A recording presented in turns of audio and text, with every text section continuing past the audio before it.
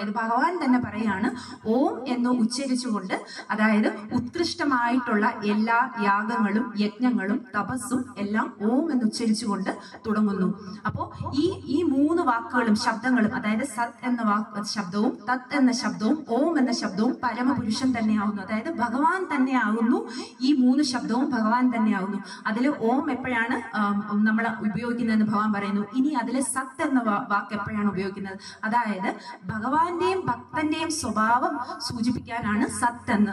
അപ്പോഴും ഭഗവാൻ പറയാണ് ഭഗവാന്റെ സ്വഭാവവും ഭക്തന്റെ സ്വഭാവവും. അപ്പൊ ഭഗവാൻ ഒരു ഭക്തൻ എന്ന് പറയുന്നത് ഭഗവാൻ എത്ര ഇമ്പോർട്ടന്റ് ആയിട്ടാണ് കൃഷ്ണൻ പറയുന്നത്. അതായത് കണ്ണന്റെയും ഭക്തന്റെയും സ്വഭാവം സത് എന്ന് പറഞ്ഞിട്ടാണ്. അതായത് സത് സ്വഭാവം എന്ന് നമ്മൾ പറയുന്നത്. കണ്ണനും അങ്ങനെ ഭക്തനും അങ്ങനെ ഉള്ളതിനെയാണ് സത് എന്ന് പറയുന്നത്. അതുപോലെ കർമ്മങ്ങളും ഉത്കൃഷ്ടമായ കർമ്മങ്ങളുടെയും ആദ്യം നമ്മൾ സത് എന്ന വാക്ക് ചേർക്കുന്നു. അപ്പൊ ഈ സത് എന്നുള്ള വാക്ക് അത് ഭഗവാൻ തന്നെയാകുന്നു. ഭഗവാൻ പറയാണ് അത് പരമപുരുഷൻ തന്നെയാകുന്നു, അത് ഞാനാകുന്നു.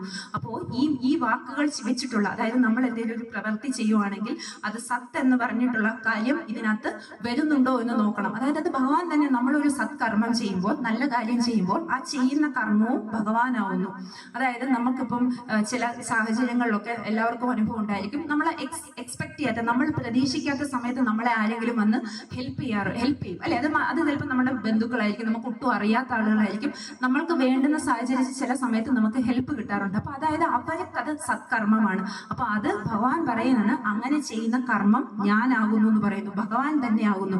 അപ്പൊ ഇനി തത് എന്ന് പറയുന്ന വാക്ക് എപ്പോഴാണ്? അതായത് യാഗം യജ്ഞം തപസ് ഒക്കെ ചെയ്യുന്ന സമയത്ത് അതിനകത്ത് ഉൾക്കൊള്ളുന്ന ശബ്ദമാണ് തത് എന്ന് പറയുന്നത്. അപ്പൊ ഈ തത് എന്ന് പറയുന്നതും സത് എന്ന് പറയുന്നതും ഓം എന്ന് പറയുന്ന മൂന്ന് ശബ്ദങ്ങളും അത് ഭഗവാൻ തന്നെ ആവുന്നു എന്ന് പറയുന്നു. പക്ഷേ എന്നാൽ ആരാണോ വിശ്വാസമൊന്നും ഇല്ലാതെ, അതായത് വിശ്വാസമൊന്നും ഇല്ലാതെ നേരത്തെ ഭഗവാൻ പറഞ്ഞ പോലെ ഫലങ്ങളൊക്കെ പ്രതീക്ഷിച്ച് ആരാണോ ഒരു തപസ് ചെയ്യുന്നത്, അങ്ങനെ ആരാണോ ഒരു തപസ് ചെയ്യുന്നത്, അങ്ങനെ ചെയ്യുന്ന തപസ്, അങ്ങനെ ചെയ്യുന്ന ദാനം, അതായത് ഭഗവാനിൽ വിശ്വാസമില്ലാതെ ചെയ്യുന്ന തപസ്, വിശ്വാസമില്ലാതെ ചെയ്യുന്ന ദാനം, ഞാൻ നേരത്തെ പറഞ്ഞ പോലെ പറയുന്ന വാക്ക്, അങ്ങനെ പറയുന്ന ചിന്ത, അങ്ങനെയുള്ള ഒരു ശരീരം, ഇതെല്ലാം അസത്താകുന്നു എന്ന് ഭഗവാന് ശ്രദ്ധാവിഭാഗങ്ങൾ എന്ന് പറയുന്ന 17-ാം അധ്യായത്തിന്റെ അവസാനം അർജുന് പറഞ്ഞു കൊടുക്കുന്നു.